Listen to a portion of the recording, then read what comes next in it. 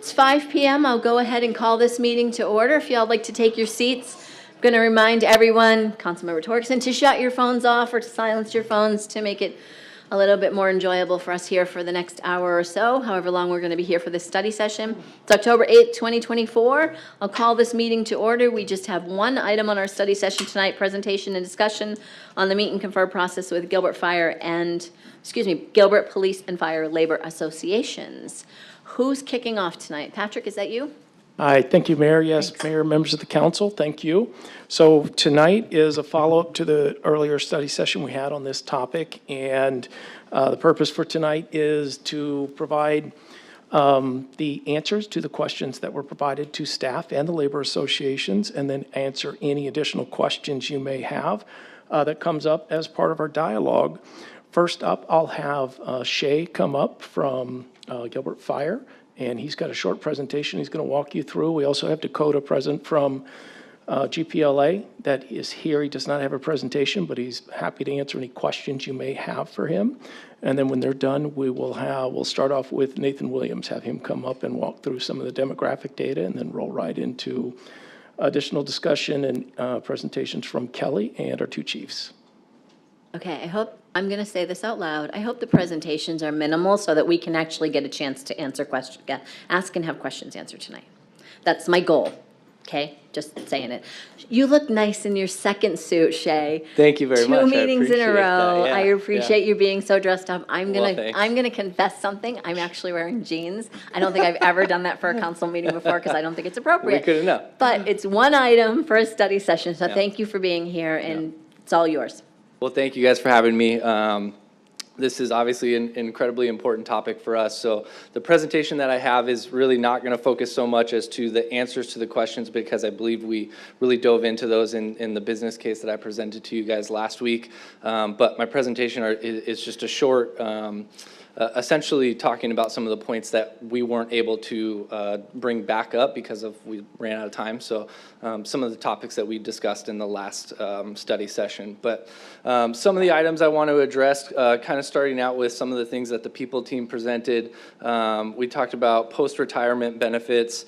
I think there's an assumption that there's going to be an ask in a meet and confer process for post-retirement coverage, and I don't think that's an appropriate assumption. I think the idea of post-retirement benefits is wonderful, but needs to be an actual interest-based discussion as to what that actually looks like. There are currently municipalities that offer basically just coverage or maintaining their current level of health care. When they retire, they're able to continue that at no additional cost. But there's a lot of other options out there that can come at very little cost to the town, but also come out of our own pocket, so that we also have the ability, like a healthcare trust. Basically, healthcare trust matching is an option. But I just want to be clear that there was a big number thrown out there that, post-retirement benefits, and that's not really our ask. We know how much that can cost, and that's not super realistic in our mind. But without being able to have that discussion, you guys wouldn't know that. So for the townwide benefits, there were 4 added townwide benefits that Nathan spoke on last time. These 4 accomplishments that they talked about were paid parental leave, babies at work, catastrophic injury leave, and enhanced military leave. Now, 2 of these topics have 0 benefit for the 56-hour employee, for the firefighter in the street or the police officer in the street. Babies at work, I have a 20-month-old. I've never been able to bring him to work on a fire truck. It's a wonderful benefit that the town has. I think it's an incredible offer that we have, but it doesn't apply to us. It's not a benefit that we can use. And then enhanced military leave. In theory, it sounds great, but again, it doesn't apply to it's insufficient for a 56-hour employee. Without the coverage that we have right now for military leave is designed for 9 to 5 Monday through Thursday employees. When you have a 56-hour employee who has reserve duties on the weekends, well, they're now taking 48 hours of their military leave and burning it in one failed chunk in one weekend, and that happens often. My own engineer on my own truck had to take 90 hours of leave without pay last year because he ran out of his military bank. and it just doesn't apply to 56-hour employees. So he also I don't know exactly what his vacation hours, but he burned vacation hours, and then he was denied the opportunity to use sick leave to cover his military leave. So half the points that were brought up just don't apply to us, and I think this validates the point that a meet and confer process allows us to have a seat at the table to explain these benefits that don't apply. We want to talk about Team Gilbert, but these benefits don't apply to us. We're left out of Team Gilbert in this sense. So only validates our point as to why meet and confer is so important, because our needs are very unique. The town accomplishments without an MOU, I would have to bet that the town's going to talk about a lot of different accomplishments that we've been able to do over the last few years, and they're all going to be great. I know that. This organization really is a wonderful place, but the reality is a lot of these have nothing to do with an MOU. The positions, the facilities, operations, all of accomplishments in those categories have nothing to do with an MOU. So the success from an MOU comes from the fact that it has zero impact on our director's strategic plan. There's I think this fear that if we get into a meet and confer process, it's going to derail whatever the goals are of our fire directors or of our, department directors, but that's absolutely not the case. If anything, this frees their time, it takes the target off of them and allows us to have a say and puts the responsibility, frankly, on labor in a meet and confer process. So it does not affect a fire chief's strategic plan. It, in fact, encourages their strategic plan and takes weight off of them to focus on that. And then the last part is the dangers unique to first responders. There was a quote that was talked about solid waste collectors being listed as one of the most dangerous jobs. And I know where the data comes from, I get it, but it's a little bit demeaning to the profession that we have, because I work with heroes every day real life heroes, people putting their lives on the line. And I just think the quote is the data is misleading, let me put it that way. We agree that working in the streets is dangerous. It's something we both do every day, we just have more warning lights. But if we're going to look at the statistics, this came out of a 2018 U.S. Bureau of Labor Statistics, where they ranked waste collection as in the top 10 most dangerous jobs. In that same year, the Solid Waste Association of North America reported 50 work-related fatalities, 50. While on-the-job fatalities may be higher, it does not mean the risk is higher. The daily risk of firefighters and law enforcement officers is Code 3 driving, one of the most dangerous things we do, and we do it every time we leave the station. Responding to unstable mental health patients, entering into people's homes, entering into IDLH environments, immediate danger to life and health environments. That's our job. That's what we do every day. And then not to mention first responder PTSD and suicide. The data that's not included in this ranking is in 2019, there were reported 234 law enforcement officer suicides, 234.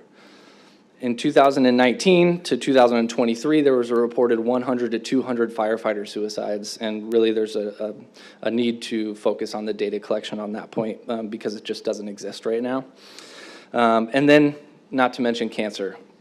Firefighters have a 14% higher chance of catching cancer than the general population. And the areas that we have increased exposure are in these IDLH environments, our hazmat teams, our firefighting foams, our diesel fuels, vapor barrier clothing, our turnouts, and sleep deprivation.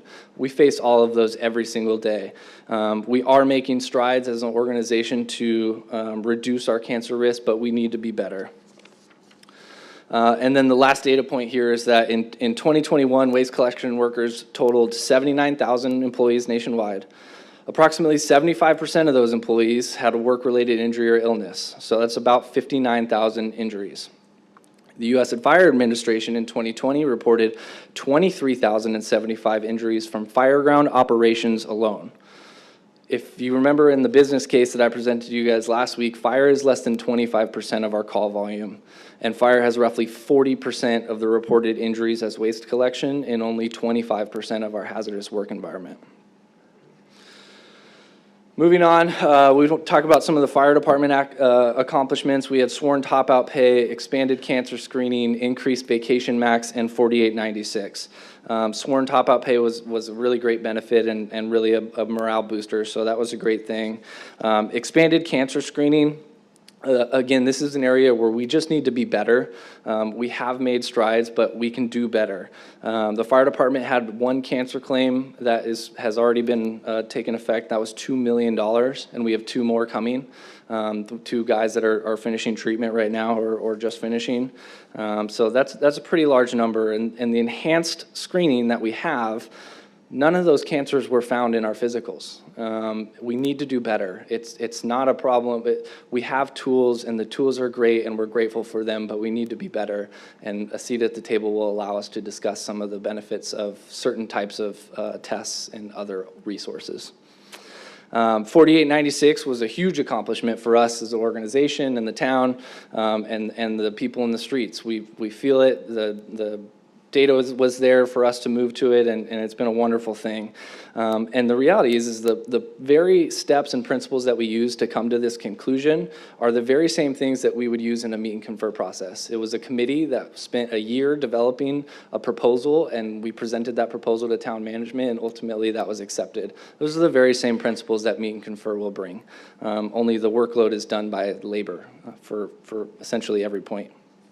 And again, the MOU doesn't affect the director's strategic plan. I do know that the 4896 was part of Chief Duggan's strategic plan coming into fire chief, and because of the collaborative process that we put forward, it was successful, and the MOU can offer that. Additional organizations with MOU within our own community, we have the Gilbert Public Schools, and then nationally, Commission of Fire Accreditation International.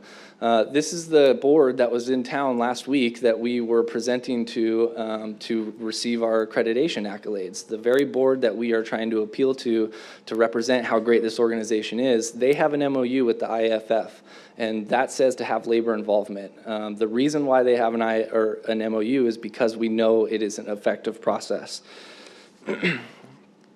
And lastly, sustainability. Employee turnover. We need a process in place that outlasts our employees. In the last 2 years in HR, we've had 4 different business partners. In 2 years, we've had 4 different business partners, and that's such a vital position of communication, and they cover so many areas. So that's a big detriment to us, and without an MOU, without meet and confer, without a contract, we have to start over every time with every employee and explain how we do things. The department directors have to explain how we do things, and they come in with their own lens, and all of those things are great, but if we have a process, it spells out exactly where we need to move forward, and it saves the time and the money and the resources to starting over every single time. Economic stability, again, we're saving money through having a process already established. For the town, we have extremely difficult decisions coming in the very near future. This is an opportunity to allow labor to share the responsibility of these very tough financial decisions. Revenue streams are decreasing, and we just want to have the opportunity to have a seat at the table to it. How do we address these issues? How can the town save money, and where are the processes that we can fix? The FLSA litigation is a good evidence of having a process where had we had the opportunity to sit down at the table and discuss some of the issues that we had major concern with, a long ways down the road, it eventually led to litigation, and that is not my goal ever. I want this town to be cooperative and collaborative, and for the most part, we get that, but this is now a litigation that's on the table that can and will be very expensive for the town. No matter who wins, it's going to be expensive. There's a lot of resources that get stuck into it. Increasing morale, this is obviously one of the biggest boosters of us, is giving us a seat at the table is a huge morale booster. It gives us the shared responsibility and increases employee engagement, and again, takes the target off of our fire director and puts the responsibility on our own shoulders. Supporting administrative staff, that workload obligation now transitions to the labor workforce, so there's another financial cost benefit. The workload now talks about, or in the business case talks about, we present our proposal, and now the town, all they have to do is verify. The work, the research, the communication with other organizations, all of those things happen from the workload and the committee that we put together at no cost to the town. And then it supports the directors by allowing them to focus on their strategic plan and removes them from the negative dialogue and target that they have right now without the process. And then good faith discussion, decreasing the need to bring items to council. There are abilities to, with the MOU process, it reduces the necessity for us to go to council members for issues or problems. This allows us to meet with the town and discuss it over good faith, interest-based negotiations. And then at the end of it, the town has to approve it within that process, and then it comes to the town council. And in that process, you actually are not allowed to bring items to council, neither is management, to sway things. So this actually prevents the drama that could be brought to you guys. And then it opens transparency and understanding for both parties. In summary, this is Meet and Confer, again, is built on communication, accountability, and collaboration. It's interest-based negotiations. It increases transparency and understanding and is not collective bargaining. Strikes and job slowdowns are strictly prohibited, which gives us stability. Meet and Confer has a proven track record of positive results, and the training and preparation is provided at no cost to the town.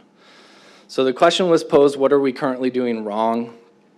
And there are problems in the organization that can be addressed with an MOU. But more importantly, this organization, this town, this staff is incredible. And Meet and Confer gives us the opportunity to build on that. The question isn't why should we have an MOU? The question is why would we not? Why would we prevent a process that improves transparency, accountability, mutual understanding, and increased morale? Your guys' job, your job are all getting harder, and tough decisions are needing to happen now. Give us the opportunity to share the responsibility in those tough decisions. And with that, that's all I have. I appreciate it. Thanks, Shay. Any questions for Shay at this time? Councilmember Torgerson? Actually, one of the things I really wanted to hear, and you're not saying it, what are you not getting now that you had before? What is the motivation? Saving money, it sounds great, but I know that the town manager, everybody wants to save money. Sure. I can't imagine they're saying, oh, let's spend more money by not doing this. Yeah. I want to hear what's wrong right now. Because Sure. that would be the motivating factor. To say, oh, we save you money. You're not saving this money. That's disingenuous. Come on. Because you think he wants to spend more money? I don't think he wants to spend. I don't want to spend more money.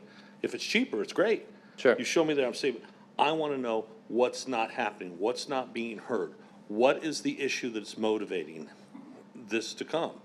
That's important. Yeah. And it's real, hopefully. Yeah. So can you verbalize what is it that we need to be looking at? Because to take the position, we should be given the chance, it's great, I understand, but it's not as important as the why. The why is everything in this, and I need to hear the why. Sure. Yeah, and it's a good point. I mean, the reality is I don't believe it's disingenuous at all to say that the MOU is an opportunity to save money, because it truly is. The last MOU process, there was no financial impact until the later years. And for us, with an MOU coming forward now at this particular time, with our budgets being tight, it now is the opportunity to do the MOU, because it increases the ability for us to have a say in what these tough decisions are going to be. So what's wrong is we have a department director that can't really stick up for our employees because they have a strategic plan and they don't really have the ability to discuss wages, benefits, things like that. The people team does things that don't apply to 56-hour employees and touts them as benefits, but we don't get a lot of those benefits. We get other things, sure, but they're different, very different. In fact, our pensions are only going down. Tier 3 members have caps. I won't go into details for that, but there are issues that we do not get. we do not have the same benefits as Team Gilbert. And then when we're communicating with the town, while that is an extremely important part of our relationship building and trust, there's no requirement on action on their end. So what's happening often is that we'll check in with it, we'll look into it, but we don't get a lot out of that. And that is if we have a seat at the table now, but it doesn't mean that there's action on the other end. An MOU gives us the accountability from town management and ourselves to have action at the end of it. Vice Mayor? Thank you, Shay, for your presentation. One thing that you did point out in the report that you sent to us were some issues such as court pay, standby, call-out compensation, shift differentials, weekend duties. Are these not discussed with management now?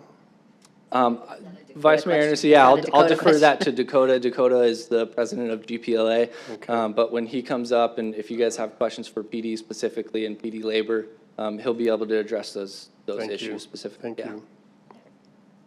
I hear you, Shay. I just want to make a point. Sure. There are benefits for the employees that don't benefit the rest of us. I don't take any of the benefits from the town of Gilbert because I don't want to cost anybody any extra money. But we have a nursing room for moms. I'm not going to begrudge anybody that wants to use a nursing room for moms. I'm never going to use it. Sure. The male counterparts on here are not going to use that.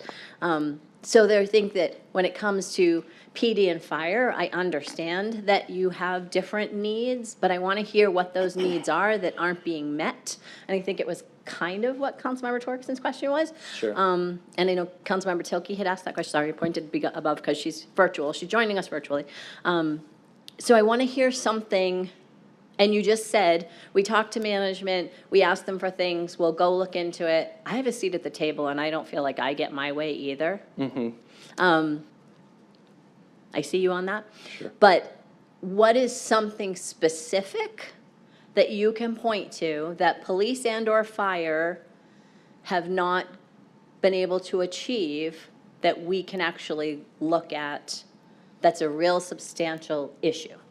Sure. Yeah, so more specifically, some of the things that we would look at, vacation buyback I talked about in the report. There's an opportunity for employees to get vacation bought back over a certain threshold. That's an opportunity, like I talked about in the report, that's a town-saving financial opportunity. It's a benefit for the employee and it's a benefit for the employer because now they're not paying 2.5 for that employee. That's a benefit, and that should be talked about in a meet and confer process, but it's been talked about and no action has ever been taken. Payroll deductions, this one is really simple because it was just an opportunity. The town had limited the amount of payroll deductions that could happen, but people want to be able to put their money in different places. And if we don't have a payroll department that allows us to do that, I don't quite understand what the job is. Apparently we have new systems coming into place, and so we asked about it in the last quarterly meeting, and we haven't heard anything back. But again, we want to be able to use payroll deductions from our own money to put in either it's our 457, our employee association dues, our charity funds that we want to put into, but we can't because we're limited. So that's a process that can come out of the MOU.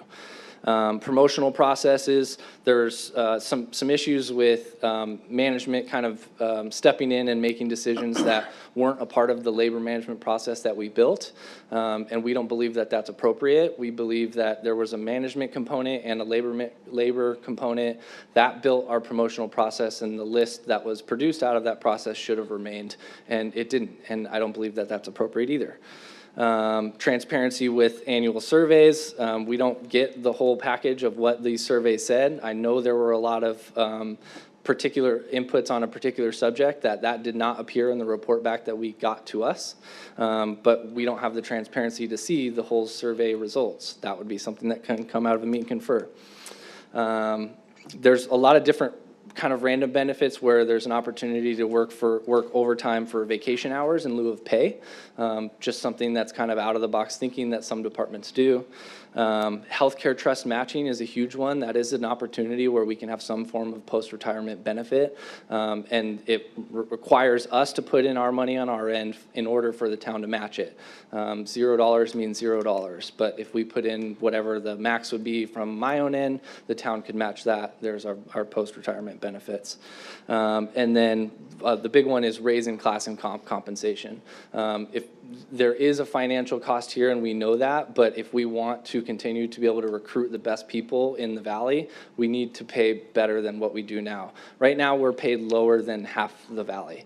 We always get set back to that 50th percentile, and then a week later, the next department does their raises or their class and comp, and now we're paid worse than half the valley. And that is a very simple hourly wage that most employees, particularly young employees, look at. They don't always look at the entire benefit package. They can look at an hourly wage or a salary and say, well, that's not enough. That's not, I can make $10,000 more if I go to the city next door. So those are some of the things that we would like to bring up in an MOU process.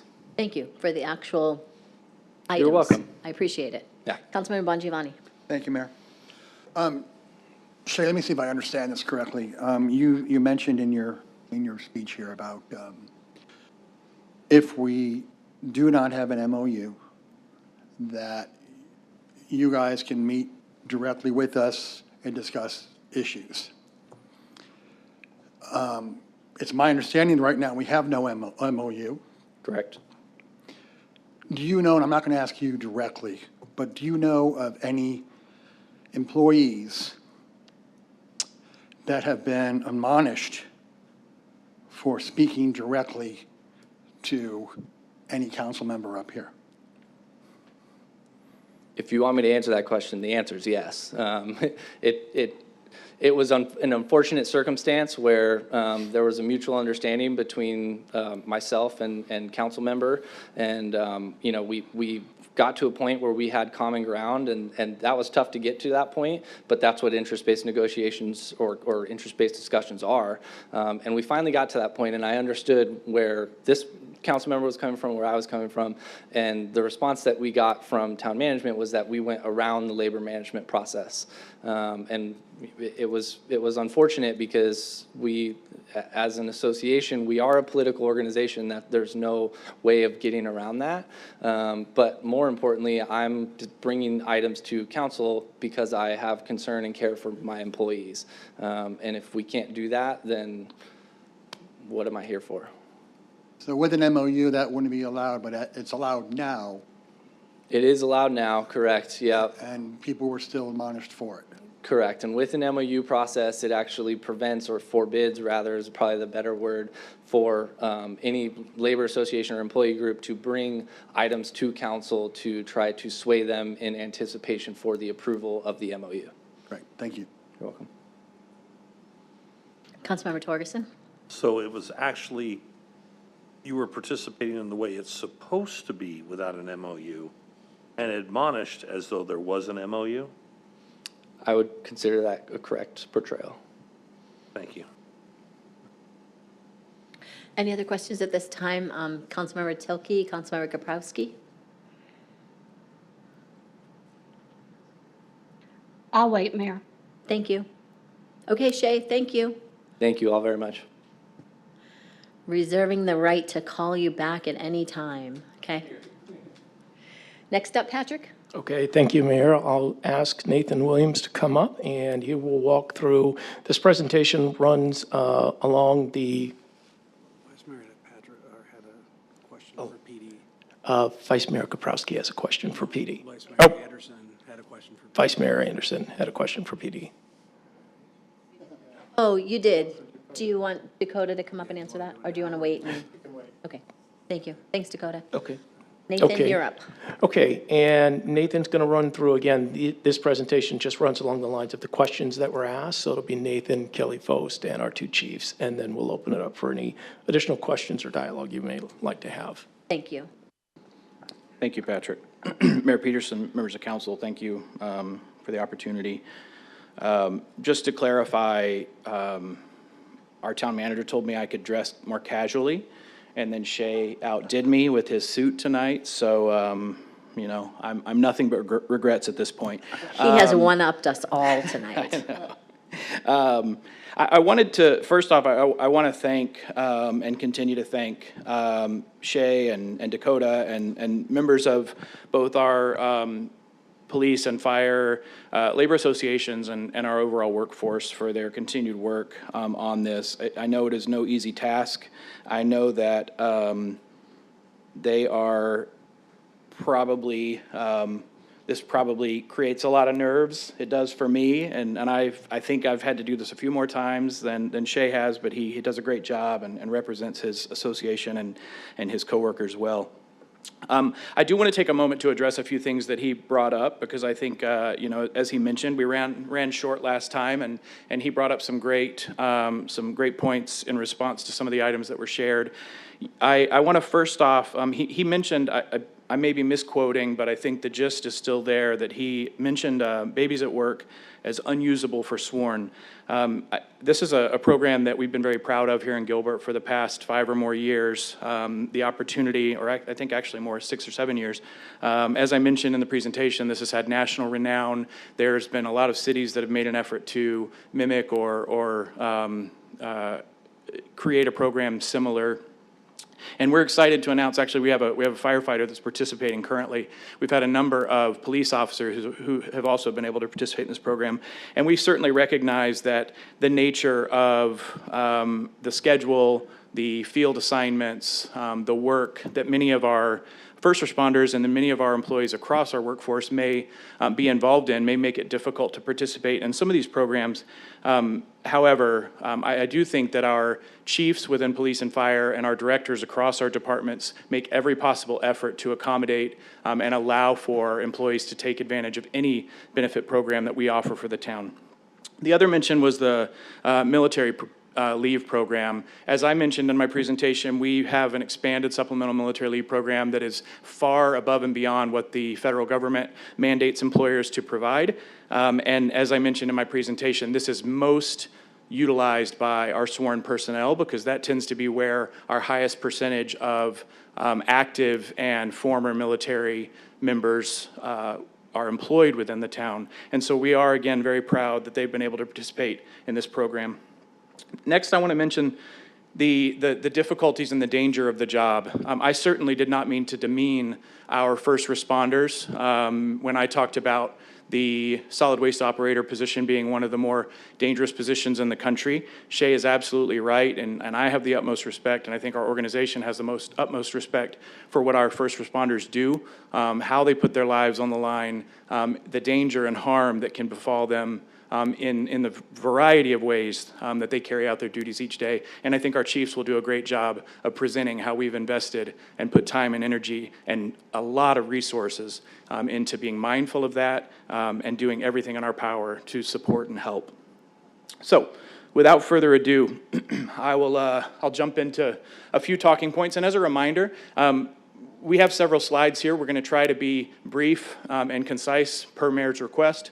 As a reminder, these slides are representative of us responding to the questions that were asked by Councilmember Tilke. And so we just wanted to put them on the screen because we know that's a little easier when we're throwing a bunch of numbers around to digest than just giving them to you. So first off, I want to talk a little bit about demographics. This was a request that was made, again, so that's why we brought this information to all of you. But I've kind of put in some red boxes there to highlight a few key points that I think I would call attention to, which is if you start with the town of Gilbert overall, this is our entire resident population, keeping in mind we recognize the number may not be perfectly representative because this is based on 2020 census data. A thing I'd call out there is if you look at our 30 to 49 age group, those numbers add up to about 40% of our overall population. And then if you look at the male-female distribution for our community, it's about split, right? So then town of Gilbert employees overall, again, I didn't put my box in the right place on that one, I apologize. But if you look at the 30 to 49 group, That represents about 60% of our workforce, so that does speak to what we discussed, that we are nearing retirement eligibility and age for a lot of our workforce, and that's something we are paying very close attention to. You can also see that town-wide, across our 1,600-plus employee population, we've got a distribution of about 71% male, 28% female. If you look at our sworn population within PD and fire, again, I'm presenting these numbers because they were requested.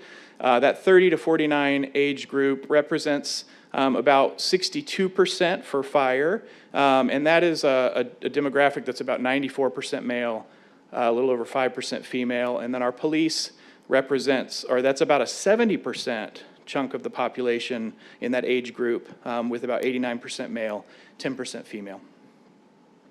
Then just a couple other things, again, based on the requests that were made. Academy completions, these are since our public safety training facility has opened.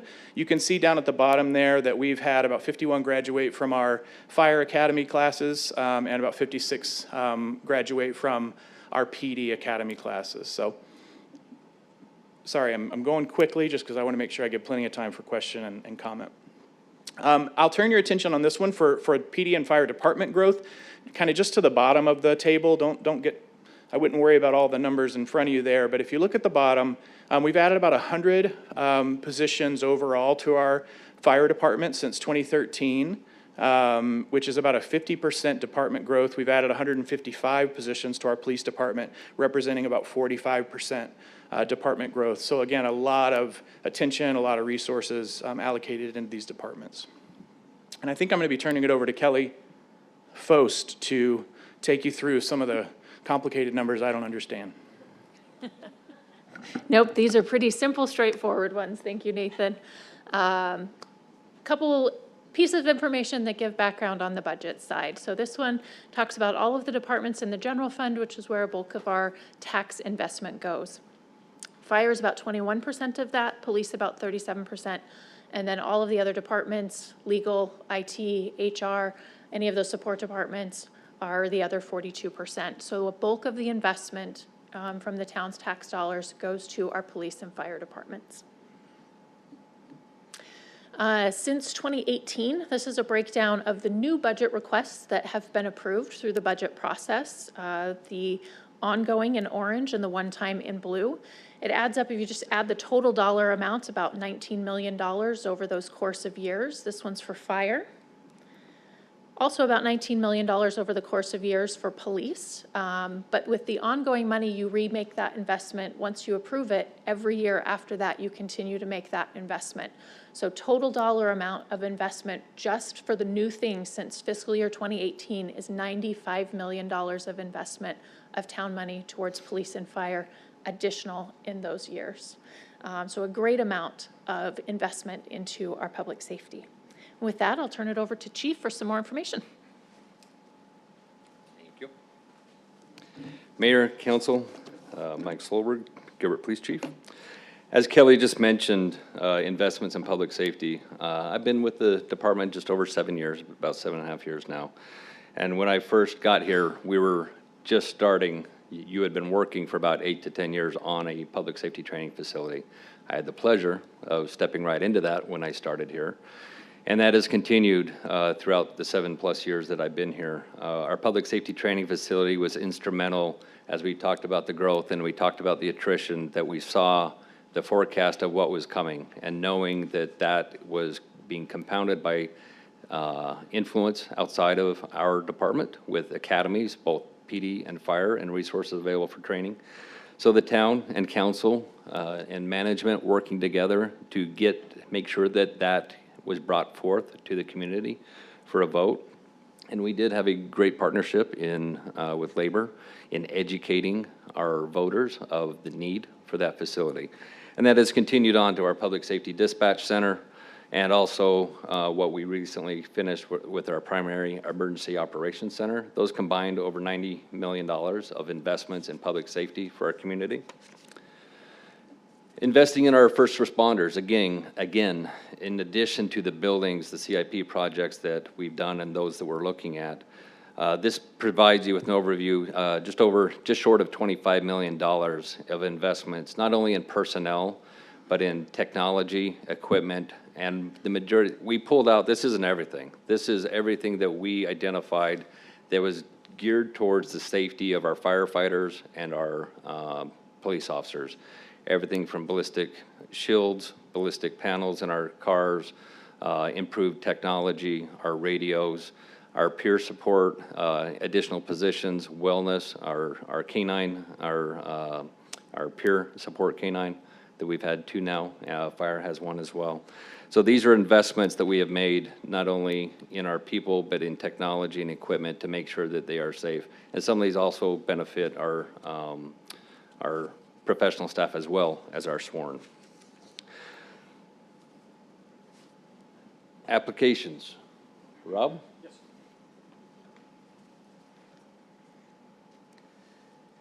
Thanks, Mike. Thank you, Mayor, Council. We got asked to provide some information and data regarding applicant trendings over the last years, going back to 2018, the pre-pandemic numbers on where applicant pools were. So this chart shows where roughly we were in 2018 before the pandemic affected the applicant pools. And you can see the numbers in there as we start to get to 2021, 2022, there's a reduction of the number of applicants for both PD and fire. There's a lot of concern across the valley on the cause of this. On the fire side, one of the issues we had during the pandemic was the community colleges halted production of their EMT classes. That was one of our primary pipeline of talent of applicants, was that those EMT programs. They've reinstituted those, which is part of the reason we're seeing some of the uptick again. And reaching out to the Valley partners, every agency is seeing a reduction, both PD and fire, and the number of applicants. I am happy to report in 2024, we're starting to see Gilbert's numbers starting to increase. Not every agency has seen that yet. In part, we've had some kind of preemptive measures to try to get those numbers increased as far as how we're trying to contact our applicants, reaching those applicants. We've instituted our Fire Cadet program. We're very proud of this program. It's a volunteer program. Of the initial 24, 12 were offered positions in Valley Academies. Currently, our academy has 5 of our Gilbert cadets in that program. So that's part of what we're doing to be able to increase the talent of and number of applicants. Shay mentioned the 4896 schedule. We're anticipating being able to recruit from a larger geographic region as a result of that schedule change. That was supported by labor, and labor was a part of that very important study that we provided town manager's office through the process. I also want to point out included on the correspondence, the answers to the questions Kathy Tilkey asked. We also included an Arizona Board of Regents research project that was done. The Board of Regents recognized concerns with PSPRS related to retention and recruitment. So they took about a 1.5-year study across the whole state trying to evaluate what is happening. Are there any issues, concerns, and opportunities with recruiting for police and fire? You have copies of those, or a link to those reports. There's an executive summary that offers a pretty impactful review of their findings. And what those findings revealed is that across the state, every agency is dealing with a reduction in numbers of applicants and what kind of retention we're seeing. For the most part, retention is good. There's not a lot of lateral movement, certainly in the fire department. I can't speak directly to PD. But generally, we don't hire laterals in the fire department. We are committed to promoting within our organization, and we are instituting numerous programs to be able to promote from within. Things like pre-paramedic programs, captain academies, engineer academies, all these things we're doing to prep our people so that they're ready for promotion when the time comes. But this just talks a little bit about the numbers, what we're seeing, but again, I would refer you to the Arizona Board of Regents report for a pretty detailed listing of their findings on what's happening across the state and what the opportunities are related to that.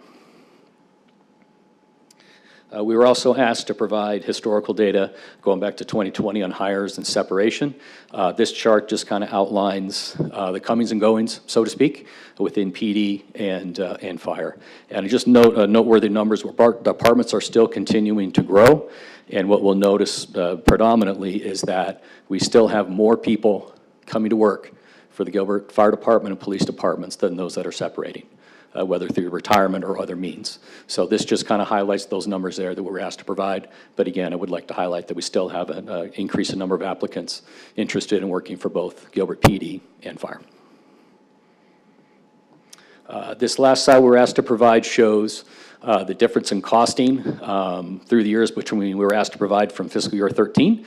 To reference this slide, we utilize the maximum step as our anchor to make the math as easy as possible. So this is basically the highest steps for each position in FY13 and current, and it shows the increase in percentage. It is important to note that PD's most recent class and comp, which will go into effect the middle of October, is included in these numbers. So that is reflective of the pay that will go into effect, I believe, on October 14th. What the slide doesn't show is that the steps in subsequent years for sworn members is 5%.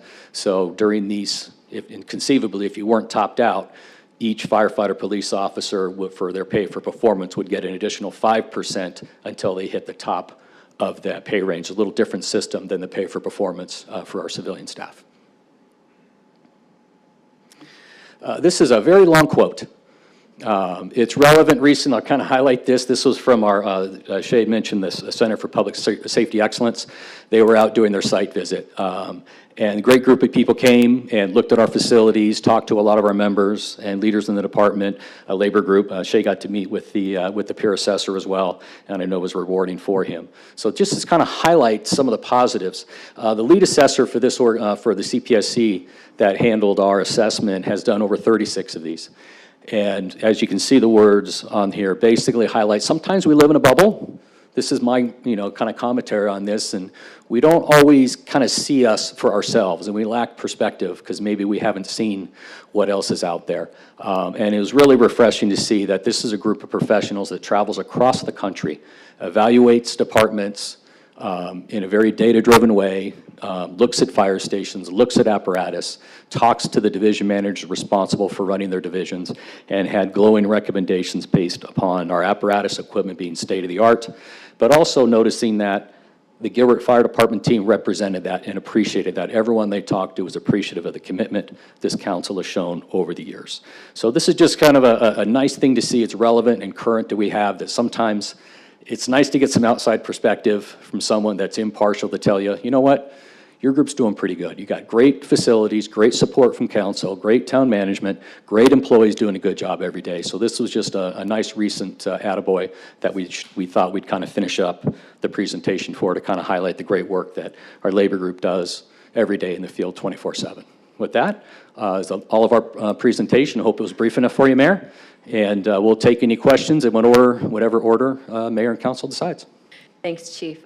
Joe's from a city in Pennsylvania, if I'm remembering correctly. So that was quite different for him to come visit Arizona. And all those members of that team, that accreditation team, are all volunteers at what they're doing. They're all volunteering to come out here and do that and be part of that process. Any questions at this time for Nathan, the chiefs, Kelly, Vice Mayor? I have one for Nathan. One thing that Shay pointed out that was very important to their organization was compensation. And we did get some numbers. What I'm interested in knowing, because of what Shay had said, that they're falling behind with our comparative cities. Could you tell us a little bit more about benchmarking? Are we falling behind compared to the other communities? Mayor Peterson, Vice Mayor Anderson, members of council, I guess that could be a yes or a no answer. The short answer is no. We benchmark every 2 years. We benchmark our police department 1 year, and we benchmark our fire department on the other year, and we do that rotating. And every year they are brought up to market average. Now, certainly, I think the way that if I were going to answer in the affirmative, it would be, as he mentioned, there are cities that are making subsequent changes and adjustments to how they benchmark. City of Phoenix being one, right? They wanted to lead, have a 5% lead over any other max range across the Valley benchmark cities. Now we recognize that was in part in response to the fact that the Phoenix police departments and fire departments were seeing vacancy rates in the hundreds, right? And they were not able to manage call volume and calls for service. So I would say though that my response to that question would be, no, sir, we are not falling behind. We continue to maintain the midpoint of the market as we have been instructed to do by council. Mayor, if I might, and Vice Mayor Anderson, when he mentions midpoint of the market, what we do is we take the market and what that midpoint is, and then we go 50% down and 50% up for our starting and our ending pay. And there are some cities that will take 60% of the market and then go from there. That's always a conversation that I think we've had that in the past. It's a conversation that we could certainly have at one of our finance retreats. But when it comes to our compensation, it does not mean that our employees are paid half as much or substantially below their peers. In many cases, and Nathan could provide follow-up information, many cases our top-out pay and our entry pay is only a couple $1,000s off from some of the highest compensation scales in the region. Councilmember Bongiovanni. Thank you, Mayor. A couple questions. Probably, the order should probably go Kelly, Chiefs, Kelly, and then Nathan. Kelly, Chiefs. If I'm in the wrong order, please jump in and whatever. Kelly, what was the estimated overtime expenditures for police and fire last year? Oh, I do not know that off the top of my head. Chief says we were 2.3 short, but I don't know off the top of my head what the total budget was. Okay. Chiefs, or unless you know, you might know, Kelly. How many sworn PD and fire positions are open currently? Mayor and Councilmember Bongiovanni, as of today, we are at 20 for sworn. We had 327 sworn, and we currently have 20 vacancies as of today. Is that with fire too, or just? That's separate? PD. Chief, fire? Changes daily, doesn't it, Chief? We have this conversation often, yes. Mayor, Council, we're sitting about 12 vacancies right now. We have 12 in the academy, and we are currently interviewing to fill the next fall academy fill all the vacancies. A total of 223 sworn. Okay, so let's play Utopia for a second. If all of those positions were filled today, would our overtime go up or down? I'll take a stab at that. So long-term, overtime should go down. Whenever you onboard a lot of employees like that, you have the initial cost. When we do our academies, and I'm speaking on behalf of PD, our recruits aren't receiving overtime. They're sticking to the 40 hours. But in order to present that academy training to them and the actors and all the training time that it takes, we do see an increase in overtime. We do have budget for that. This year we increased by 150,000 because we have been short in the training. So you see that initial increase in overtime as you go through the training. They graduate, then they go to the field. Then we additionally see some overtime from between the field training officer and the officer in training now is what we call them. As they're learning the job, they're not as proficient as a experienced trained officer, so we do see an influx of overtime in the next 3 months while they're in field training. And then from that point on, you should start to see the decline. And so as we've had ebbs and flows in our hiring, we have seen that where overtime starts to go down, but then as attrition picks back up and we have vacancies, we have to fill those often with overtime.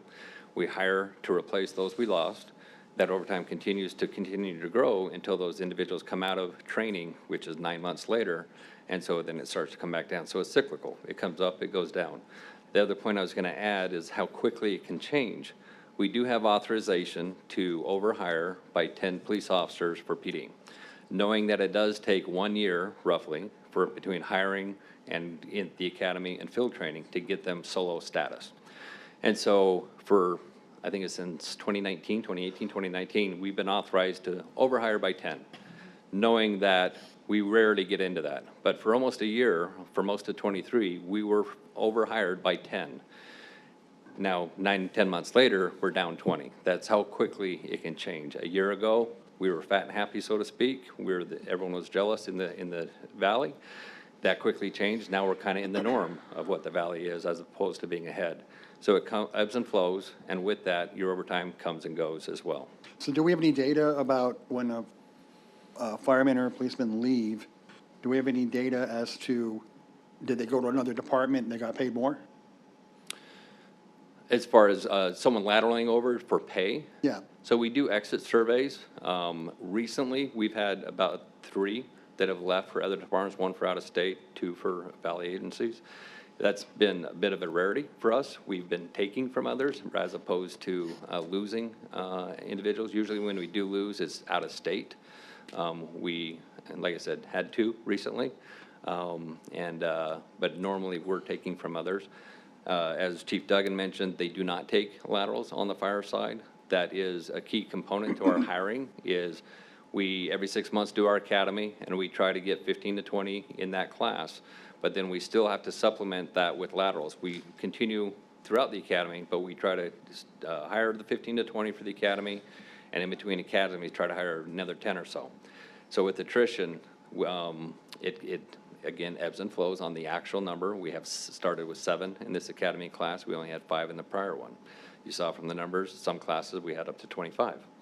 So laterals, it depends on the market, depends on a lot of things. A lot of our applicants that are laterals do come from out of state. Between us and the other agencies, we've kind of exhausted the internal market for laterals, but we still see it. Would, being at, as we can say, average pay, do you see any benefit as if police and fire were able to raise the pay if some of these positions would be filled? It's speculation, I know. Mayor, Council, it's speculative. You know, what does one desire over the other? A lot of people, a lot of the laterals that we picked up recently have moved to here, to Gilbert, because they were working in north of us, and they wanted a shorter commute. They were living either in Gilbert, Queen Creek, Santan Valley, Maricopa. They wanted to shorten the commute, especially as the cost of living and gas and everything went up, and as the population grows, traffic volume grows. And so we did pick up a lot, both professional staff and sworn, that came to Gilbert because it was closer to home. It was cheaper for them to work here, and as opposed to where they were currently at. As was mentioned with the pay, one thing that we, 2 years ago, everyone was doing hiring incentive pay. And that was something we actually put into the budget. We didn't rush into it like a lot of the others. But the feedback I've got from the majority of the agencies as it hasn't made a difference in their numbers of applicants. It's good to get money. It actually creates a little bit of animosity for those who are out on the street working short-staffed every day. And I'm not necessarily talking about Gilbert. We didn't have it. But you're giving money to someone off the street that's never worked a day, and I'm still getting the same pay, working overtime, having to cover shifts while you try to hire these people. So it's a difficult balance. We didn't use our incentive pay that we created that year for the budget because we were staying up with our hiring. We found that we did not need to offer that 10% that we had budgeted for as that bonus to bring them in because we were still getting applicants. Again, speculative, but do you see cities and towns with MOUs retaining more police and fire, less positions open? I am Mayor, Council. I'm not aware of any data or studies that have shown that. Okay. I conferred with my hiring lieutenant and sergeant if they have ever received feedback when they're doing recruiting events or when they're doing hiring that someone has not applied with us or was not that interested in us because we did not have an MOU. That's never really been brought up. The majority of our laterals that come from Phoenix or other agencies in the valley and back east that do have an MOU or an actual contract back east, that hasn't been an issue for them to come to leave that and to come from us. At least not that we've been told or been aware of. Okay. So overall, it's still safe to say that if those positions were full, the town would save significant money in overtime. Sorry, can you repeat that? I'm just validate that if those positions were full, we would save money in overtime. In the long term, yes. As I mentioned, based on when we have vacancies and when we're onboarding people, we do see a tendency to increase in overtime. Okay. If we were status quo, we hire those people, they're trained, and we don't have that decline that we have to now replace, then we should be able to maintain our overtime better.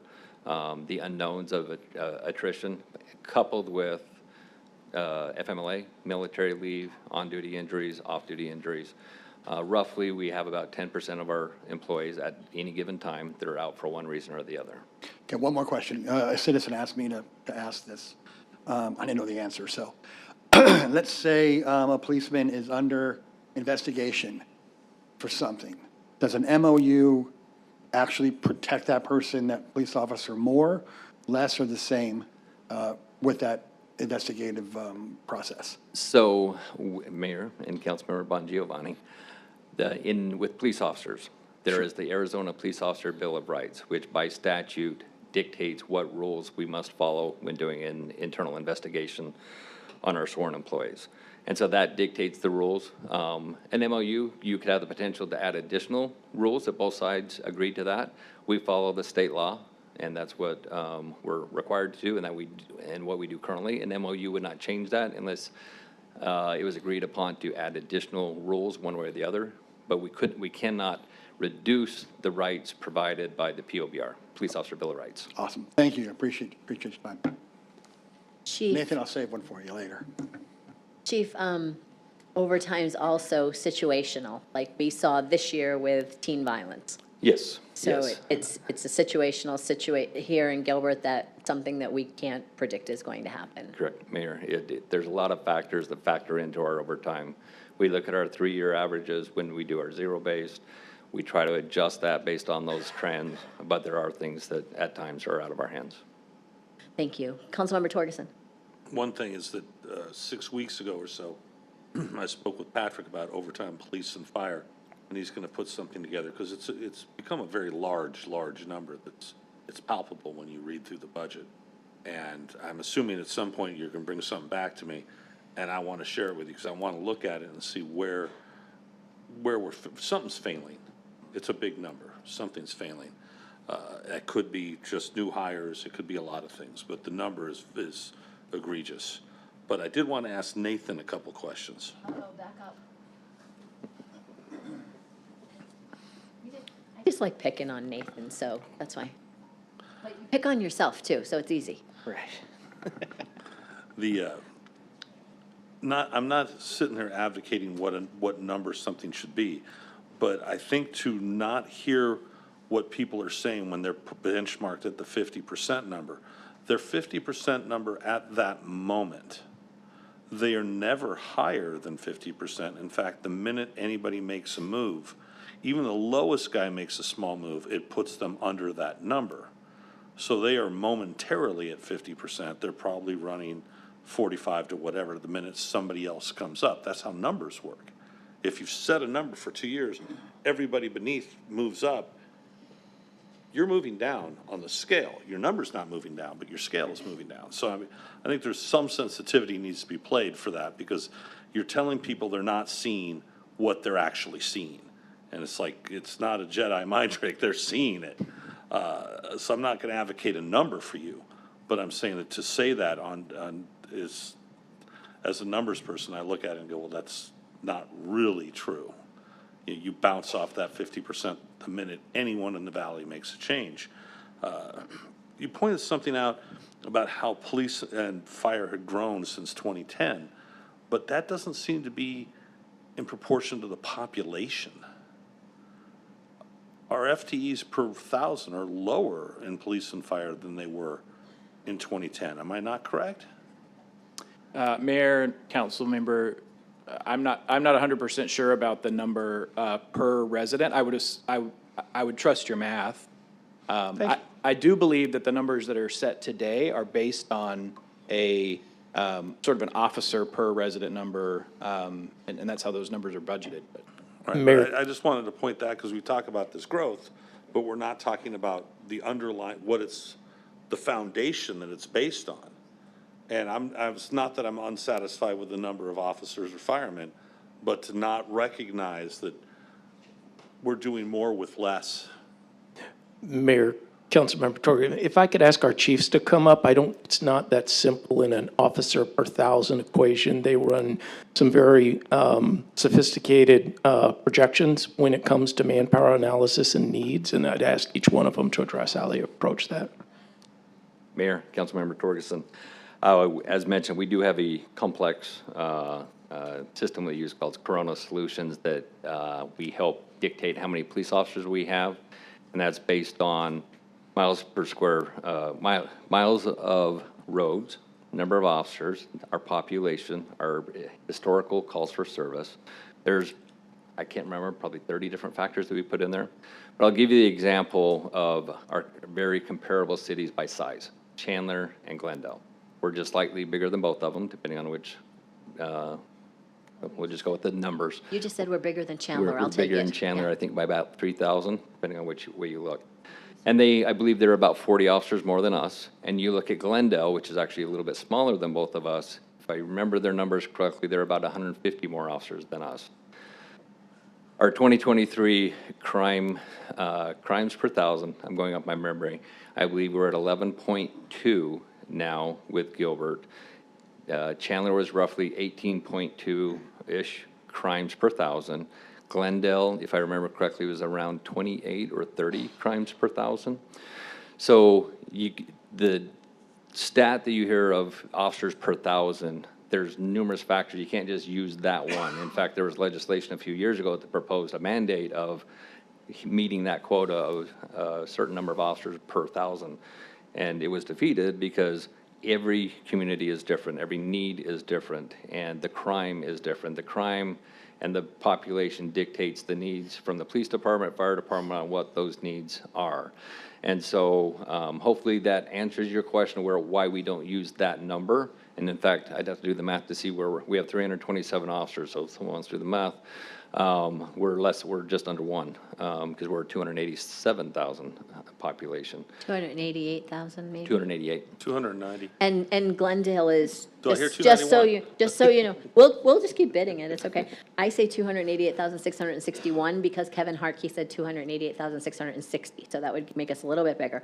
Glendale is coming in at 255,000, so to put it in perspective, what you're talking about. And 150 more officers. They also have a stadium, they have events going on out Special there. events. Right. But my point wasn't that you're not hiring enough. The point is to put it in perspective. And to sound quaint, actually sound like an idiot, Gilbert is a community. Gilbert still has a family feel to it, unlike many other communities. It's not where people get dumped off, to serve in a halfway house. And it's a great reason why we have fewer officers per thousand, if you wanted to look at it that way. We have less crime because it's still a community, it's still family driven in that way. So I wasn't trying to criticize the number, but I was trying to bring some light to how that balances. When you're bringing up, we've hired 23% more, our population doubled. So in perspective, it's a lot, and that's also goes back to the other side of it. Do people not see that we don't have the officers maybe don't have the same tough work environment in some areas that do? But it's looking at the other side of it. I think that has to be pointed out. And I did say you're doing more with less. I think that was actually like kind of a compliment. I mean, it wasn't a bad thing to say, I don't think. So. And we're always open to doing more with more. But obviously, that's dependent upon the budget. We have a lot of needs, and you are correct. For the size of our over 250,000 people, 327 officers is a low number. We are a very safe community. We could always use more, but our community is the reason why we are so safe, because of who they are and how they participate in keeping our crime low. Can I also add that a high percentage of our officers live in our town, and a high percentage of officers from surrounding communities live in our town. So that helps with keeping us safe. Chief Duggan? Yeah, Mayor, you can't throw a very softball at anyone around here without bouncing off of a firefighter or a police officer for that matter. Firefighters too, same case. I meet so many Absolutely. firefighters from other cities that live in Gilbert. Absolutely. Mayor, Councilmember Torres, just want to highlight, the fire department's driving numbers now is call volume. That's our key indicator of additional units in the field. So that's kind of our key driver. Early in Gilbert's development in the early 2000s, The expansion, if you look at the population compared to personnel, it was a fairly even graph because it was where the population was going. When Gilbert built, if you remember, Station 11 on the far south side of Riggs Road was about our 7th station built because that's where the population went. So we had to be within that 4 minutes, 40-second response time. Right now, our key driver is a number of calls total. We try to get relief to stations at about 3,000 calls per year. And we try not to go, automatic aid generally wants to keep units below 3,500 calls in a year. Reason for that is when you start to approach 3,000, 3,500 calls, call times, response times degrade. So you're going to see an increase in response times to those areas, fatigue on the crews as well by running that many calls. So that's our key indicator. We have a 5-year plan that addresses deployment of this. Currently, we have on the books within our 5-year plan within the next year or two to deploy our next adaptive response unit, which is 13 positions operating out of an engine. We have ordered that engine. Unfortunately, supply chains, it's still going to take us a bit before that engine is completed. But essentially what we do is we evaluate, we typically historically would evaluate about a 5% increase in call volume annually. That held true for probably about the last 10, 12 years, taking out the COVID year. Right now, last year, between 22 and 23, we saw that about a 3% increase. This year, we're actually trending to have about a 2.5%, 2.4% reduction in call volume. So we'll continue to follow that. We want to make sure we deploy our assets to get relief for our crew, but it's all driven on pretty much the response numbers and how many calls we're running. We're also tracking response times of those agencies. So that's generally our driving factor for adding resources in the field. No follow-up comment? No. Council members Tilke and Kaprowski, any comments, questions at this time?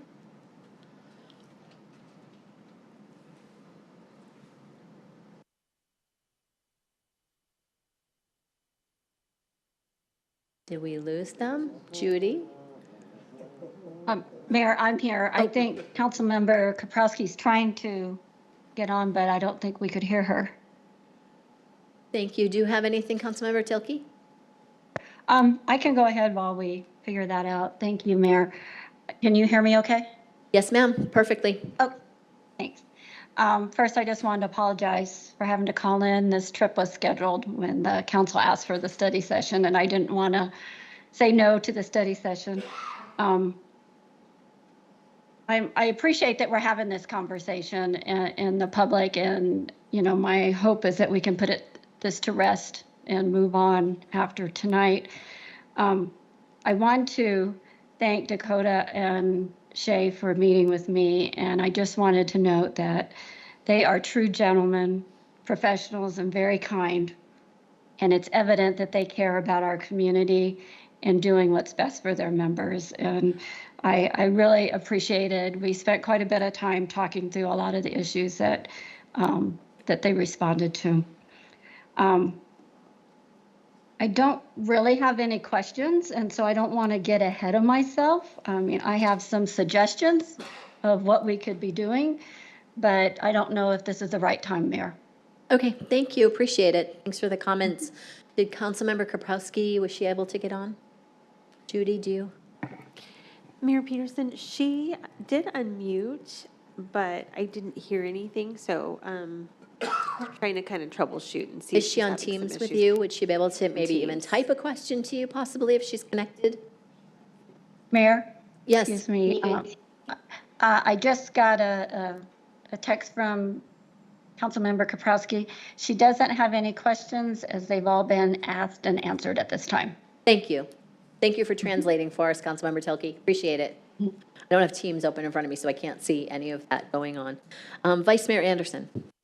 Yes, could I have Dakota come up and answer that question? I was gonna ask that. Dakota, welcome to the podium. Do you remember the question, Dakota? I don't. I was asking, there are a number of things that are pointed out in the report, like court pay, standby, call-out compensation, several different things. My question was, are these negotiated with management now, or is that something that's not happening? Yeah, thank you for the question, Vice Mayor. To all the council members, thank you for having us, and thank you for having me up here. Shay did an awesome job of presenting, I think, for both of us, kind of our key root of what we're looking for here. To answer your question, Vice Mayor, I think to kind of wrap all of this into a nice present with a bow on it, the answer is the meetings happen. We sit with our management, we sit with the town, and we are very grateful for that. We don't want that to ever change. The frustration, and I think that's the best word to use, is there's no follow-through with that. And so all these, I'm not the numbers guy. I'm actually the relational guy. The last president that was here was our numbers guy, so I'm trying to learn the best I can from him and from people that are great with numbers. But what I can say to kind of answer your question, we're different in the sense that, like, there's no one else that needs court standby pay because of a subpoena that comes in, right? That's how we're unique. That is one of the many ways that the PD, speaking just for PD, is unique. So when we bring different suggestions to the town or with management, the answer's usually always the same: we'll look into it. Our last meeting we had with the town, which we are super grateful for, we brought suggestions along some of those lines, and the answer was, we're sorry, I think that got lost in our last financial retreat. But we've asked those things the last 2, 3, 4 years. And so what we're seeing is, yes, they're being discussed, to answer your question, but there's rarely any follow-through. And that's not because we don't meet or because they're not brought up. It's just when they want to get to it. Councilmember Buckley, did you have questions for Dakota or just in general? Other questions. Yeah, not questions, but just a statement, yeah. Thank you, Dakota. We appreciate your time. The floor is yours, Councilmember Buckley. Yeah, well, I just wanted to say, I had a list of questions, but they all got answered. I don't want you to think I'm just sitting up here not having questions or anything else. And I do appreciate Shay's presentation, because almost all of my questions got answered there, along with, I did enjoy Councilmember Bongiovanni's questions as well. So anyway, that's just all I wanted to say. Thank you. Thanks, Councilmember. Okay, Patrick, do you have anything to add? As Dakota said, put it in a package with a bow on it. Thank you for that reference, Dakota. I like presents. Do you have anything that you want to add?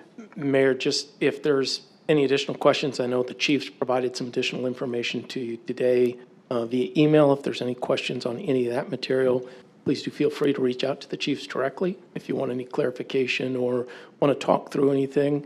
I would just echo Councilmember Tilke's comments, and I know the entire leadership of the town of Gilbert appreciates the men and women in both of our departments, and I have certainly appreciated working with Shay and Dakota, and before Dakota, Dan Browse, who was a longtime GPLA association leadership. They've been a pleasure to work with. We do tackle some tough issues.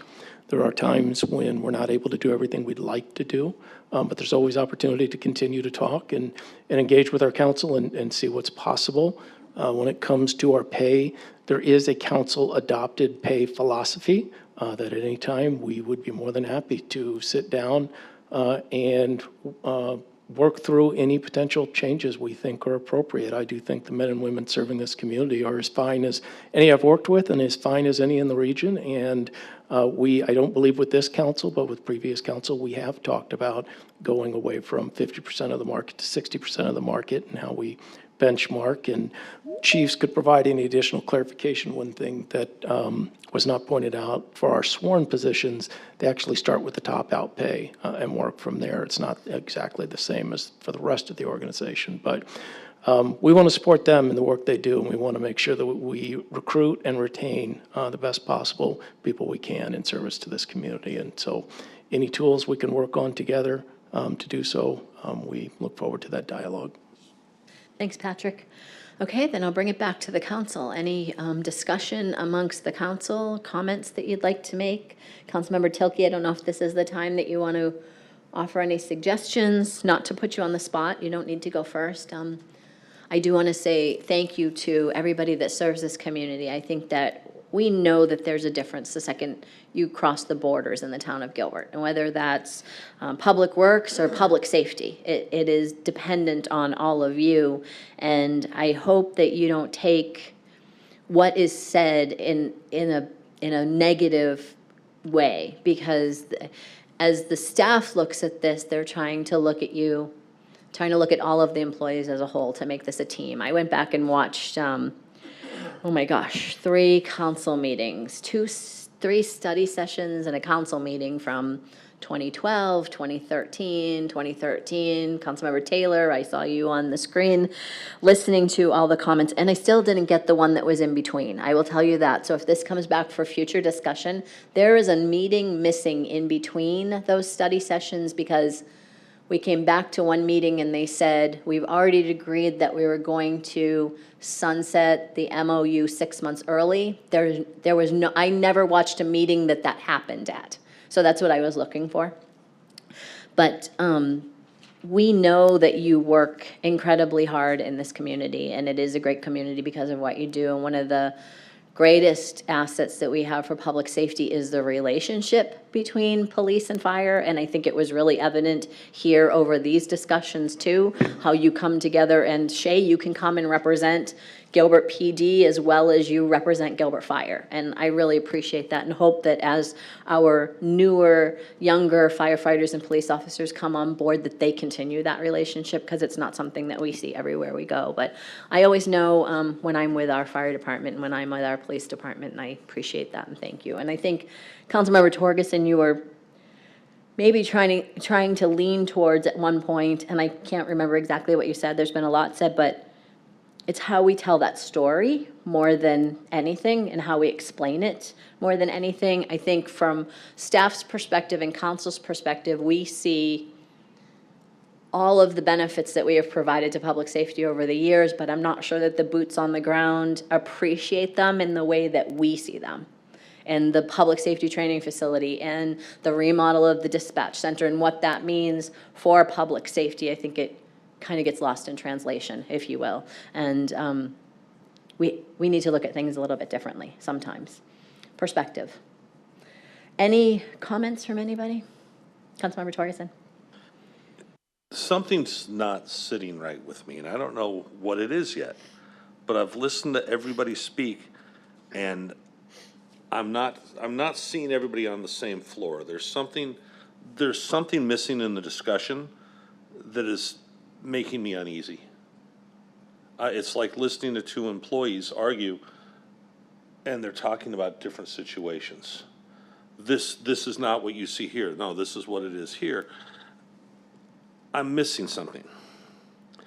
I am concerned that Shay was admonished for doing it the way they're supposed to be doing it now, rather than the MOU way. That concerns me, because if we had an MOU, he wouldn't be admonished, but he wouldn't be talking to us either. So he wouldn't have gotten grief for talking to somebody on council, which is the way they're supposed to be doing it now. So that's a conflicting way of behaving on the town itself, on the administration. That is a problem. I don't know which people he's referring to specifically, but there's a problem if you're told to do one thing but you can't do it. That's not right. And that doesn't mean throw an MOU in place or not, but it means that situation was not handled properly. And under today, the way we operate, that needs to be fixed immediately. That shouldn't be something that's put off, that's blown off, that nobody's paying attention to, and we'll let it go to the next meeting we have in a month, and then the next meeting. That should be handled immediately, because that was the reason an MOU was taken out, was so they were allowed now to talk to council, or the byproduct of it, but that byproduct's now not in place, and they're gonna be admonished for using that. I don't understand how that works, and I am not happy to hear that people, and I've heard this from many people, they feel their concerns are blown off. I don't want us to be in a position where we're making choices from a dysfunctional system. Whatever system it is, it's dysfunctional. It's not working. I can see that because I can't even see where the common ground is there. I'm not really seeing it. And I have had enough employees in my 60 years to know that something's not sitting right and somebody's not saying something. And I'm very uncomfortable making any decision until I have more information. I'm flabbergasted that I'm sitting here talking right now. I want to let it go there because I'm a little upset that something's not coming true here. And I can feel it, I know it's there, and I don't know what it is. Any other comments? Councilmember Buckley? I have to agree with you, Councilmember Torgerson, a bit. I don't really feel like I can make a decision tonight either, because I think, We're not making a decision tonight. well, no, but I mean, yeah, to know if I could or if I couldn't, I was hoping that that would give us, the information that we needed. But it just appears to me that perhaps I don't know if it's the council and the town manager, if we all need to get together and discuss this in an executive session or something. I don't know. I think that maybe this is definitely something we need to do, but that's just where I'm at right now. Councilmember Bongiovanni? Thank you, Mayor. I want to applaud the process from everybody, from staff, management, and police and fire. This has been a real productive last couple study sessions. But I don't think we're at the end of it yet. I agree with Councilmember Torgerson and Buckley. I did not want today to be a them versus us or whatever, and it kind of felt that way. And because it feels that way, it's pretty troublesome for me. I'm a big fan of Game of Thrones. If you guys ever watched it, there's a very important statement that says, he who gives the sentence shall swing the sword. And what I mean by that, how it relates to me with that comment here, I see we have much more discussions to talk about. And I think that the next council is a council who's going to be dealing with this. And luckily, I see Councilmember-elect Lyons here, and our two other candidates, Kenny and Aaron, are both here. And I know that they were both present or heard the last study session also. So I think they've been read in. I don't think it's been a waste of time at all to do the two study sessions that we've had, because we've all learned. But I just don't think this is a decision so close to the end of the year that this council should make. I know how it feels to be on the other end when we first started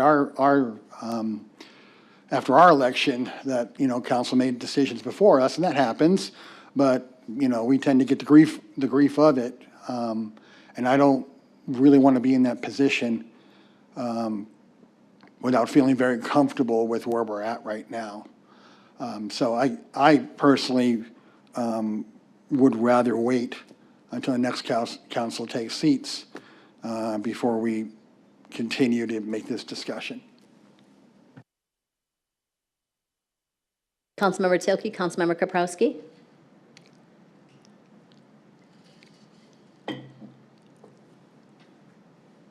I was waiting to see if Councilmember Kaprowski was going to unmute first, but I'll go. First, I want to reference Councilmember Torgerson's comments about by eliminating the meet and confer earlier, that now created a process that said employees should come to council. You don't have to answer that today. Maybe there's some research that needs to be done, but I'm not sure that was the intent, to bypass chain of command to go directly to council. But I'd like to just get something back on that later.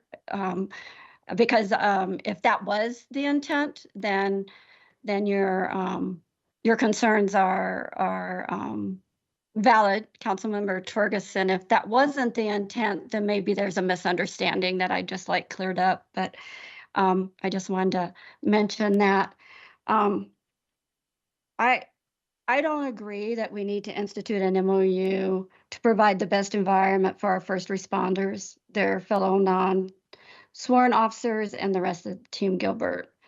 The overwhelming evidence of investment into our public safety department speaks for itself, including positive changes impacting salaries and benefits, many that came from direct conversations with labor representatives. The bottom line is we have a budget that we must adhere to, and the town council has had to make very difficult decisions regarding fees, taxes, and priorities to ensure we can continue to fund an organization known for its excellence. Police and fire continue to receive a large portion of those allocations. There are already many benefit salary exceptions given to the unique positions of both police and fire employees. And I'm more than happy to explore other options with the clear understanding that implementing isn't at the detriment of the organization or other employees. What I've heard in the last two meetings and when I met with Dakota and Shay is that for some reason, labor has felt that inquiries have gone unanswered. And I'd like to have town management explore ways to record outcomes of these discussions to help eliminate future misunderstandings. There will be times when budget and other considerations cannot justify request, and labor won't always be happy with that outcome. But the loop will be closed and everyone will be on the same page. Regular meetings ensure future discussions can occur, but as situations change. However, there'll be a record of why the request failed in the past as a starting point for those discussions. While labor has said their negotiations are not controlled by the union and they are only representatives of Gilbert employees, it appears it is very hard to distinguish where one begins and the other ends. Litigation and strong arming for an MOU appears to be driven by outside unions, not only regionally, but nationally. This makes me even more hesitant to enter into an agreement with our employees, as we would be working in good faith to only have outside unions threaten litigation should they disagree with any of our decisions. So in many ways, we're not even negotiating with our own employees. We're negotiating with unions outside of our own community. I suggest we do not place an MOU item on an agenda to be voted on by the council. I would also request that town and management and labor representatives meet to identify specific issues that are outstanding and need resolution. Should an overall discussion require council input as it relates to budget or a specific policy impacting the organization, it should be included in our council retreats. Otherwise, this should be handled internally with input from all sides. It is not the council's role to negotiate salaries and benefits for a specific department. Instead, create a policy for the entire organization. I think that's it for now. If the conversation moves further into moving MOU forward, I would have other comments, but with that, I'd like to just close. Thank you, Mayor. Thank you, Councilmember Tilke. Any other comments, Vice Mayor? I tend to agree with Councilmember Tilke when she was talking about, and that's why I listed these items that Dakota was talking about, and there's some that Shay had listed also. These are all issues that it sounds like they are brought up, but the concern isn't follow through. And I don't know how often that's been happening, whether follow through has been something that it hasn't been happening over the years, but that needs to be corrected. And I don't know at this point if an MOU solves that or not. I'm still debating that in my mind. Mayor, are you able to hear me now? Yes, Councilmember Kaprowski, welcome to the party. Hello. I know you've been here all along. I'm Thank just you. kidding. Yes, I really appreciate everyone's insightful questions, their answers, and I thought there was a lot to be gained from this study session. I agree with the statement that Councilmember Tilke mentioned. My biggest concerns related to the items that I heard related to pay and benefits, but a lot of that I think can be handled at a company-wide or at like a organization-wide level. And I'd like to see maybe some of that looked into, and if we are not able to make those adjustments, I agree with the comments relating to trying to close the loop on what can or cannot be addressed and within what time frame. At the previous study session, there was a couple of comments regarding some loss of personnel policies that specifically related to sworn personnel that may need to be reviewed and included in our personnel policies. So those are the only items that I heard or that I would absolutely support making sure that we follow up with and continue to address. Thank you. Thank you, Councilmember Kaprowski. Any other comments? Yes. Oh, Councilmember Torgerson, sorry, I didn't see you turn your mic on. I am curious to find out what the policies and procedures that have been dropped since those were put into place. I would love to know what's not there that was there.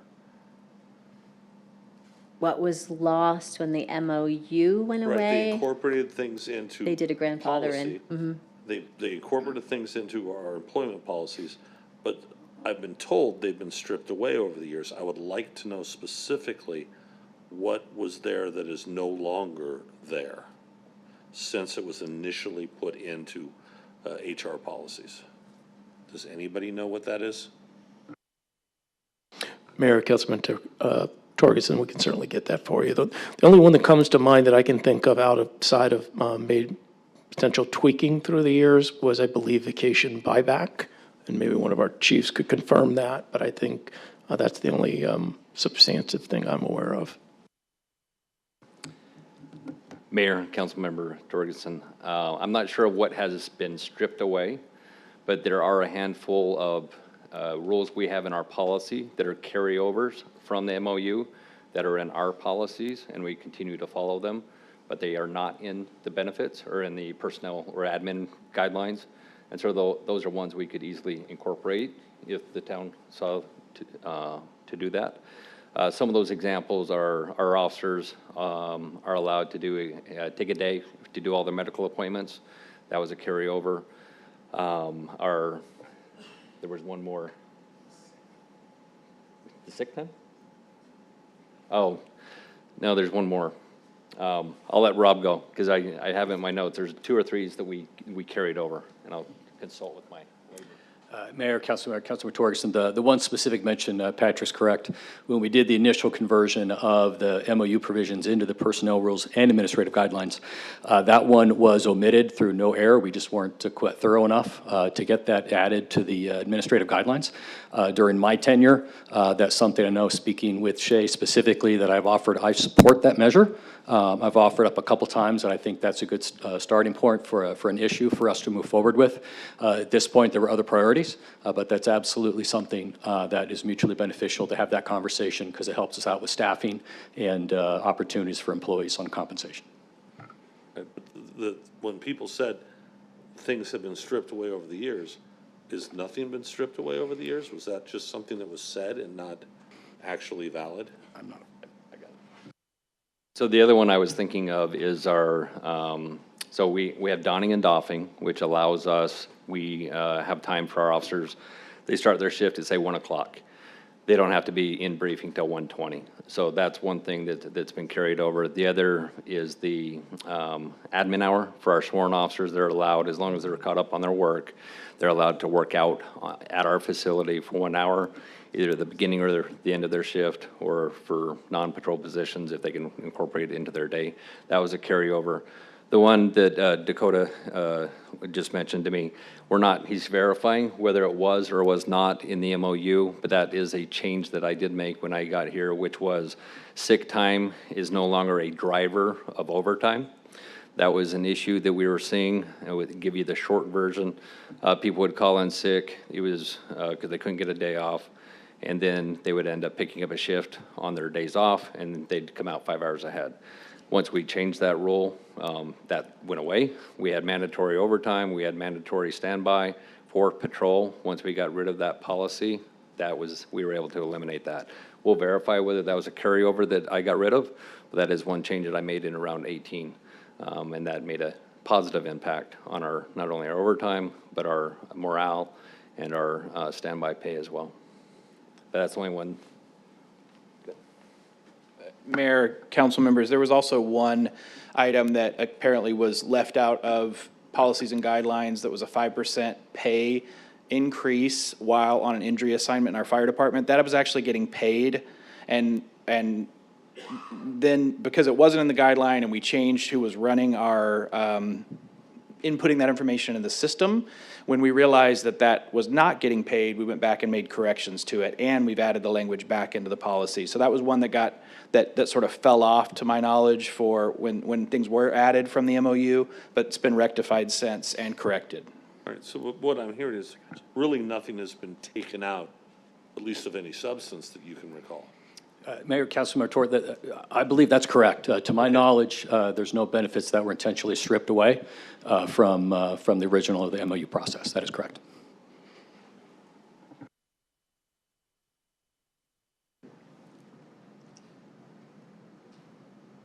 What would the council like to do?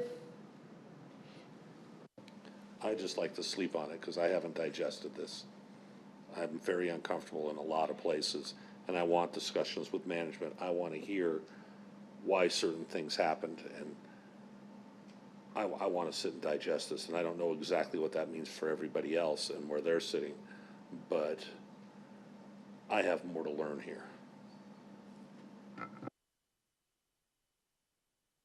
Vice Mayor? I'm kind of in the same position. I know we're looking whether or not to put it on an agenda to make a final decision of some kind, but I'm uncomfortable, given the information we have now, of moving it forward in that direction unless we have a little bit more time to digest this.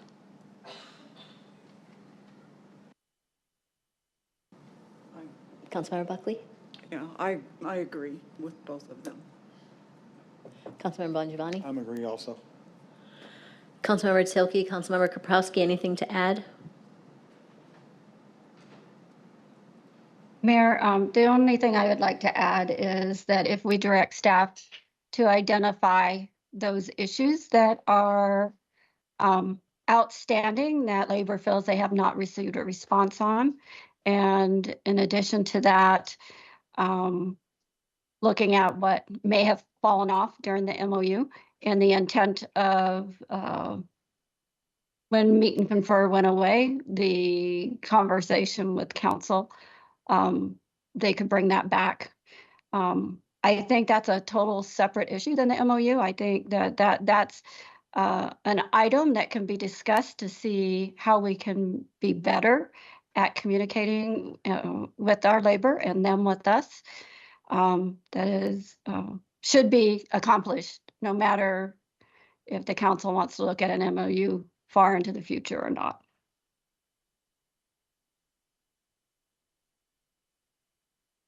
I don't have any further comments.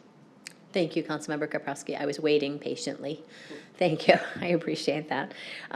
When you say you want to wait and you need time to digest, the staff, I think, would need a path forward at this point. Are you talking about, I've heard a couple things thrown out. I've heard an executive session with Patrick to discuss management and the things that you've heard tonight, maybe get some follow-up information. I've heard digest it and come back later, but what does that mean? We need a path forward. I would like an executive session to find out what's going on with certain things, personnel, discussions with personnel, people that have been admonished, who did it, why. I would love that.